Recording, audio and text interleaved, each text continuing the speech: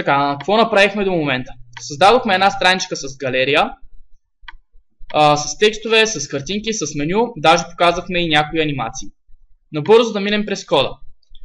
Какво имаме? Това е нещо, което го гледахме и миналия път. Doctype с хеда, с металинковете, с тайтъла. Обяснихме го в миналата лекция, така че няма смисъл да го повтаряме. Важното. Това нещо тук се пише по принцип във всеки един сайт. Няма нужда да го помните. Хубаво е да си го имате готово, да си го копирате, въпреки че така се допускат много грешки, страшно лесно. Така. Нататък. Създадохме си един хедър. То всъщност всичко сме го набутали в хедъра, което е лошо. За хедър ще оставим само тая количка, която добавихме, менюто и горе надписа. Така. Говорихме за структурата на HTML-а. Тоест, как вътрешните елементи са отместени една табулация навътре спрямо външните. Ето тук. И бодито също от външната страна. По-нагоре за HTML важи същото. Така, направихме си едно меню ето тук. Добавихме си една картинка тук. Обяснихме какво означават ID-то и класа. ID-то е уникално. Класа, както виждате, тук сме го използвали на повече от едно място. И то обединява елементи с еднакви свойства. Така, тези тези атрибути ID и клас имат релация, т.е. имат отношение към CSS файл. CSS файла, в него ID-тата се отбелязва чрез хаштаг и съответно името. Докато класовете се достъпват с точка и отново с името. Така, тук какво сме направили? Така, ето е първата картинка, която създадохме. Имаме един бордър, т.е. една рамка, която е на точки и е с заобляне по краищата, както виждате. Как се прави това нещо? Създадохме ID на това изображение и тук му зададохме бордер. Бордер означава рамка. Първото свойство, 2 пиксела, означава дебелина на рамката. Dotted е типа на рамката, може да бъде и solid, т.е. непрекъсната, има и други свойства. И red е цвета. За цвета обяснихме, че той може да бъде написан и така с думички, може да е с RGB, което е Red Green Blue, със стойностите. Може да бъде направен по следния начин с DS, такова нещо, с 6 символа. Това в момента, който съм го написал, е бял цвят. Така, ще си ги видим отново нататък. И по-надолу, това, което сме направили вече по-интересното, са изображенията от галерията. Какво имаме в тях? Създадохме им отново един бордер, който е 5 пиксела. Този път не е на точки, а е с плътна линия и цвят син. Ето ги отново трите свойства, които са и тук. Така, след това. Това е Transition. Transition представлява най-просто казано една анимацийка. За анимацията виждате тук една секунда. Една секунда е периода, в който ще се извърши тази анимация от началото до самия и край. All означава, че се случва за всичките и свойства, а не само за, както е тук, border radius. Така, по-надолу. Какво представлява Hover? Hover показва на браузъра какво да направи, когато минаваме с мишката върху избрания селектнатия елемент. Тоест, всички изображения с този клас, който е описан. Двете точки са задължителни. Hover е ключовата дума, която ни трябва да се изпуска. И какво правим в този случай? Задаваме border radius, т.е. закръгляне, което видяхме по-горе, на две части. Обяснихме, че един правоъгълник, когато е само 16 пиксела, това се отнася за кръгленията за всяка една част, т.е. за всеки един ръб. Тук обаче 36 пиксела, 18 пиксела означава следното. Тази страна тук е с заобляне 36 градуса. Горният десен ръб е с заобляне 18 пиксела. Тук долу отново са 36, тук вляво отново са 18, т.е. има симетрия. Курсор pointer представлява курсора, когато минем върху картинката, hover, да се превърне в такава ръчичка, която сочи. И транзишъна вече го обяснихме, т.е. същия, дори го копирахме отделно. И какво имаме до момента? Имаме една галерийка, едно водещо изображение, едно меню, което правихме и миналия път. И тук една готина анимация, която се случва при минаване с мишката върху картинките. Добавихме също така едно заглавие. Показахме как се работи с текстове, поне до някаква степен. H1 е заглавието. Миналия път казахме, че те са между H1 до H6. H1 е с най-висока, с най-голям шрифт H е с най-малък, т.е. в нисходящ ред. Text Align използвахме за подравняване. Написахме Center, така че... това е много яко. Добре, с Ctrl и W било. Добре, хубаво. Така, значи Center центрира. Може да напишем Right. Това се използва принципно за някои сайдбари. И като му зададем Right, виждате къде отива галерия надписа. И колкото и да е размера на тази страница, ето надпиша си стои тук горе бясно. Така. Ще си го върнем на център. Може да бъде и left, разбира се. Така. Сега, какво да направим? Поиграхме си с картинки, поиграхме си с бордъри, поиграхме си с текстове. Всеки от вас започна ли да пише част от това? Ако няма да направи заглавие отгоре на страницата?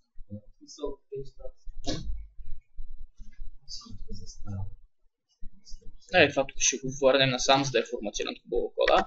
Показахме също така отдеве, че няма значение за браузъра дали кода е написан така на един ред дори да е. Браузъра го прочита еднакво добре, но работата е там, че когато някой наш колега седне след нас да ни оправя кода, няма да може да се ориентира изобщо в това нещо, което сме писали. Така че е хубаво да е структуриран правилно. Така, нататък. Какво може... всъщност ви показах това нещо, което е част от последната ни домашна в софтуерния университет. Тук се използват iframe-ове. iframe-овете вече са deprecated, което означава, че не се ползват. Устарели са. Има по-нови, по-модерни, по-сигурни начини да се прави това нещо. Но в общи линии виждате, че е доста ефектно. Когато се кликне върху името на колата, се сменя картинката със съответната. Как се получава това нещо? Ще го прекараме през инспектора. Така, ето това нещо, за което ви говоря iframe. Ние няма да ги учим, защото наистина не се използват вече. Въпреки че много сайтове все още са направени така, включително на български банки. Но е страшно... не е добре да се прави, защото понякога излизат едни гадни такива неща. Сега ще ви покажа всъщност така. Ето ви един сайт, който е направен с рамки. Той също е от част от последната ни домашна в софтуерния университет. Виждате, когато са направени тия неща с рамки, какво се случва. Тук отгоре в хедъра, когато прелее, се получава скролер. Тук отдолу също има скролер. Тук не са форматирани както трябва. Отдолу също се показва скролер. И същия този сайт, написан правилно семантично с модерните HTML тагове и написан по стандартите, ето вижте как изглежда. Наистина прилича на истински сайт, сравнено с това. Така че е хубаво да си пишем нещата както трябва. Така, да видим какво друго мога да ви покажа. Кое? То деца ви показах. Пише се за колко? 20 минути. Текстовете отнемат повече време, ако решиш да ги преписваш същите. Иначе, когато правим... Как да се направят под картинките такива текстове с по-так. Добре. Така. Имаме... Сега ще има и фолтове. Сега значи тук под всяка картинка ще сложим някакъв текст. Например, на първата ще напишем BMW, на втората Opel да пише отдолу. Да има описание за всяка картинка. Добре, както сме започнали, ако пробваме тук да напишем един параграф, който казва кола съм, да знаеш. Кола едно, например. Ето, излиза тук. Сравнително добре, обаче измества всички тия неща надолу. Айде ще го сложим и под другите картинки. Ей така. Всъщност този 5 так означава параграф. Това е так, който се слага дълъг текст, т.е. някакво описание, например, на нещо. В случая ще сложим описание на колата. Ще напишем, че е кола 1, кола 2 и така различни. Мързи му напиша кола 1, кола 2. Добре, така. Само това ще пише. И вижте как под това се добавиха. Сега някой ще пита как да си вкараме колите да са една от друга. Така ли? Сега нека да го направим това. Така, за да го направим това нещо ни трябват фолтове. Както ви обяснихме... Чай сега, ще стане. Добре, значи така, първо така, после така. Добре, значи. Ако имаме една страница на браузъра, така. казахме, че всеки един блоков елемент се разглежда като правоъгълник. Как са нашите картинки сега? И са изредени надолу. За да ги наредим една до друга, де-факто ние искаме да получим нещо такова. Картинка, картинка, картинка, картинка. Е така да са, всяка една да е вдясно от останалите и тук отдолу да е описателният им текст. Нали? Има много сайтове, които си правят дизайните по този начин. Какво ни е нужно за това нещо? Има едно свойство, което се нарича float. Ето така се пише float. Float представлява, чрез float казваме всеки един елемент да лежи вляво от някой, например. Това, което ще направим сега. Преди това обаче, тъй като тук имаме два елемента, трябва да ги обединим в един общ. Този един общ елемент ще е един обикновен div. Говорихме за дивовете миналия път. С клас Gallery Box. Тоест, това ще е един елемент от нашата галерийка. Тук ще си оправим отместванията. Тук си затваряме дива. Забелязахте как го кръсти колегата Gallery Box. Това е много важно да се кръсти точно каквото е смисъла на този таг. Смисъл това означава галерия бокс, един бокс. И той го кръсти Gallery Box. Важно е, когато създаваме класове и ID-та, винаги да са много смислени, а не да напишем кутийка. Кутийка 1, кутийка 2, кутийка 3. Много по-добре е да е с Gallery Box. Така, и това нещо сега ще си го посна много пъти. Така, какво имаме? Имаме много коли. Така. Сега. Казахме, че ще направим този float. Какво имаме? Имаме дилове, които имат този клас. Класа ще си го копирам, за да не го преписвам тук. Това всъщност не е нужно. Така. Имаме този клас на дилове. Какво ще зададем в него? Казваме му float left. Задавайки му float left, сега ще ви покажа какво се получава. Ето това се получава. Така, ако намалим екрана, всяка една кола, ето как се нареждат всяка една вдясно от другата. Защо се получи това в DV обаче? Защото мястото в браузъра не достига и те автоматично си падат на долния ред. Сега, за да ги пооформим, ще намаля чрез CSS размера на тази картинка. Те бяха с този клас. Така. Ще кажем width на картинката да е 140 пиксела, примерно. Добре, така. Освен това, миналия път говорихме за разстояние и отстъпи. Помните ли? Как тук можем да зададем да има разстояние от, например, 10 пиксела, за да стоят разделени картинките. Сега ще направим точно това. Това ще го затворя вече. Така. Маргин е нещо, което ни трябва на нас. Ставаме от 10 пиксела. Още не сме обяснили, че тук разстоянията в HTML се измерват не от сантиметри, метри или както вие си знаете, а тук в пиксели. Как се пише пиксела? Просто P и X. И разбира се вече числото 10. Не е като да не разбира и сантиметри, защото това в момента ви е 1 сантиметър. Да, ама смисъл не е сантиметър, че те не знаят какво е пиксел. Това е просто... Добре, значи имате сантиметри, имате емове, което не знам точно на какво е равно. Мисля, че беше някаква дефолтна стойност там. Пикселите. Така. Нещо важно, което много бърка в началото много начинаещи фронтендъри. Задали сме маргин 8 пиксела. И сега си мислим, че това разстояние тук колко е?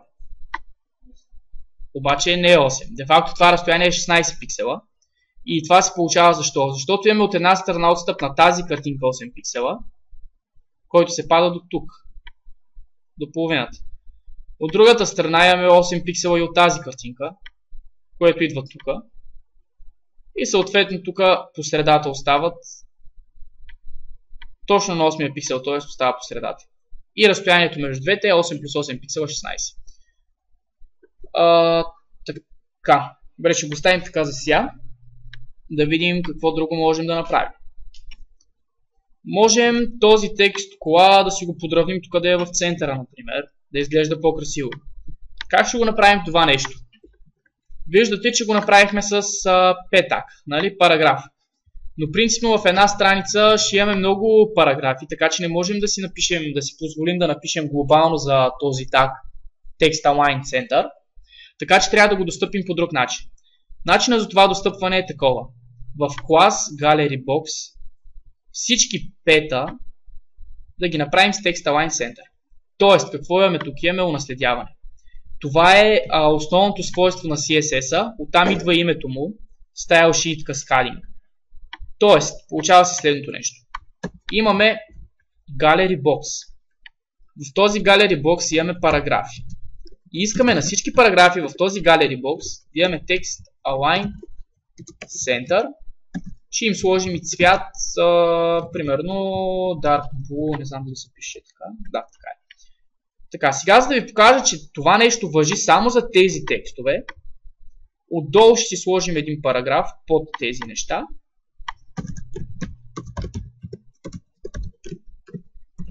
Така, параграф, така ли се пише, няма значение. Така, галерията. Ето рефреш. Ето. Така, сега ще ви кажа и що се появи там, а не отдолу.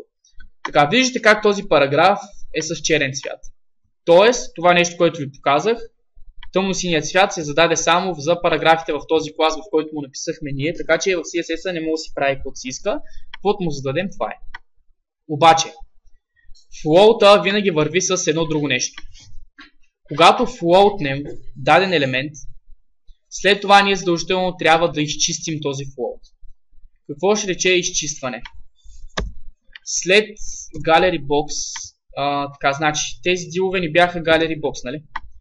Ето, Gallery Box, надолу продължават. Те са вътре в една секция с ID Gallery. Какво ще направим сега? Ще вземем това ID Gallery и ще му кажем следното. After content празен clear pod display block. Така, сега накратко какво представлява това нещо. Първо, вижте как този параграф от тук ще падне долу. Ето, Ctrl F5 за рестарт и вижте как отиде където му е мястото. Как се получава това нещо? Когато floatнем дадени елементи, се получава така, че увисва едно място, в което се запълват другите елементи след тях. Това нещо се едитва последния начин. Няма смисъл тия неща да ги пълните внизу, защото ще си ги използвате като темплейтчета и ще си ги поствате навсякъде. Така, две точки after какво означава? Когато приключи елемент с това ID Gallery, след него искам празен елемент, който да изчиства флоутовете и от двете страни, т.е. и от ляво и от дясно, и да визуализира блоковите елементи, каквито са си, т.е. блокови. И какво се случи тук? Параграфа, както знаете, е блоков елемент и благодарение на това изчистване, той си падна тук отдолу под галерийката, където му е място. В противен случай, ако нямаше това изчистване, той не се приема като блоков елемент, а се повлиява от float и се визуализира и тук. Така че, когато използвате float, най-важното нещо е винаги след float да зачиствате. Зачистването става по този начин. Така, следващото нещо, което ще ви покажа.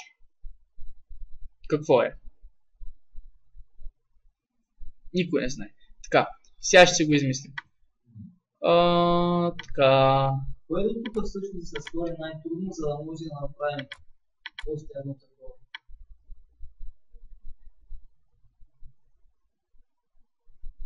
Всъщност хубаво е в момента да си почнете на вашите компютри да пишете част от този код, тъй като тази професия най-важна е практиката и трябва да знаете, че колкото повече пишете код, всичко ще го сващате много по-бързо, отколкото да гледате екрана, как някой друг пише пред вас. Да. Другия път че ще си създаваме формички. Сега мога да ви покажа набързо какво представлява една форма. Форми има навсякъде в интернет. Всеки сайт има в себе си съдържа форма. Форма е това, което виждате в началната страница на Facebook, например. Това нещо, което ви иска имейл, парола и оттам нататък ви се вписва. Така, инпутите са основната част на формите. Сега набързо ще ви покажа нещо. Как да направим една таблица и формите са. За този път това е достатъчно. Сега ще почнем вече. Така, какво представлява една форма? Е това нещо. Пишете тук нещо, изпращане. и вече му задавате да ходи да се изпрати някъде. Това е. Вече ще си ги стилизираме. Така, ще им слагаме лейбъли. Лейбъла всъщност е нещо много готино, защото помага много при работата на юзера.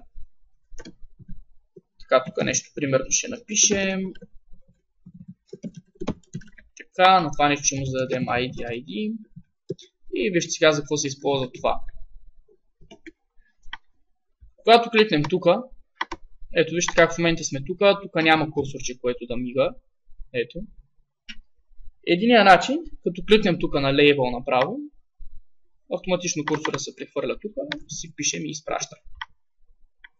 Това е удобно, когато имаме, например, чекбоксове, защото чекбоксовете, нали, знаете, те са такива малки. То всъщност input type чекбокс нямаше ли?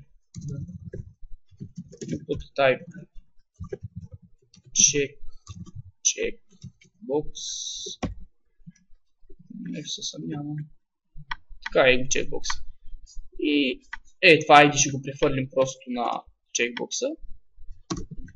И вижте сега, примерно имате някаква анкета, питат във мъж ли сте, жена ли сте или сте нещо друго.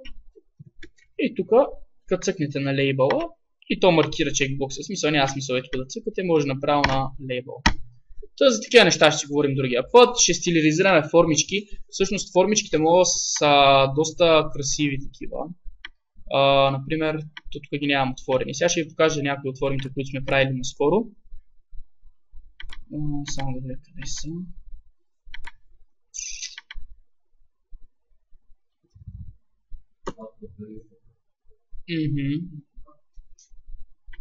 Така, тези слайдерчета са готини, тях може да ги минем. Така, друго какво имаме? Facebook. Така, какво имаме? Тук, както сега ви показах такива поленца, тук си избираме държава, тук може да си избираме и цвят дори. Така, след това имаме, какво е това? Размер на гащите на лелеви. Всъщност следващия път направо тази страничка ще направим. Да, може и така да направим. Имате си всъщност в формите винаги си има едно clear, което като го натиснете изчиства цялата форма и сега нищо не сте писали. Ако го кликнете без да искате, тогава е лошо. Така. Друга форма, освен да ви покажа дали имаме нещо готино. Тук може да си качвате файлове, примерно. Това е част на програмистите. Не става. Изпращането става вече с PHP, което е малко. Принципно, ако искате... Може само формата да те изпраща към имейла. Тоест, това е вече. Да. Примерно имаш някаква връзка за контакти и нали, направил си сайт, искаш някакъв фидбек, да ти кажат сайта става ли, не става ли, дали го кефват вътре съдържанието и другите неща. И се създава една форма, която при изпращане ти получаваш имейл. Това е по-лесно да се прави. Тук като си видях тия плакати, се сетих, че може да си направим по-нататък и едно събиране само за Photoshop, примерно, ако е кефи. Такива неща. Не знаем. За сега сме си чисто фронтенд, или пък нататък не знам. Аз съм на кантар. Принципно много обичам аз това. Разработката на игри, обаче там още не съм минал през тия курсове, така че да, защото се оптимизирам. Така, да се върнем на тази страничка.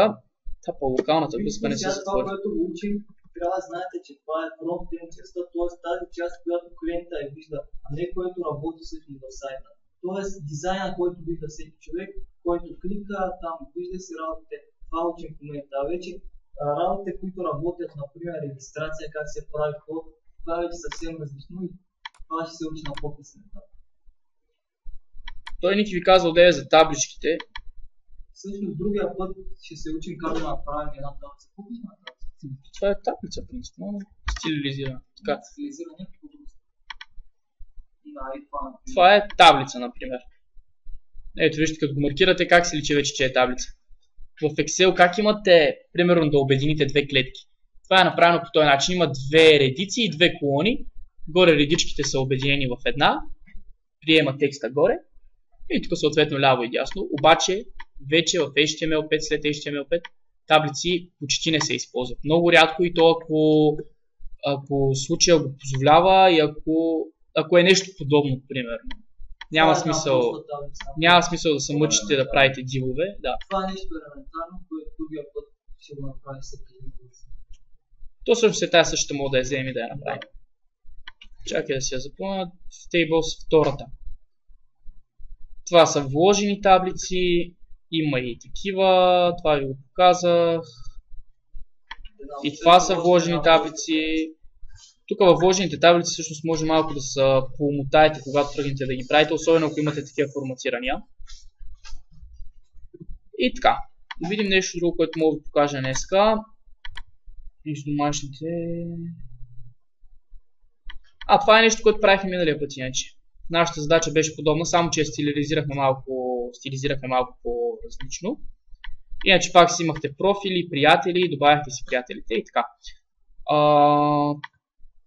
Така, листите ви показахме.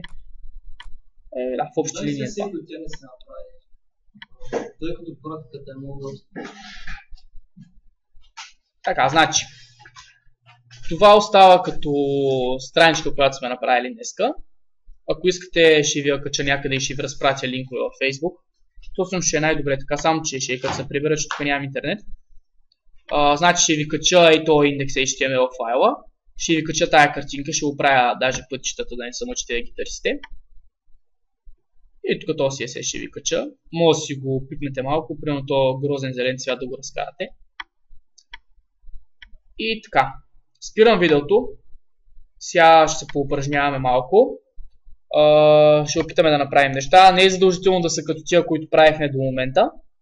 Всеки има право да си избере нещо, ние ще му помагаме и така. Това е.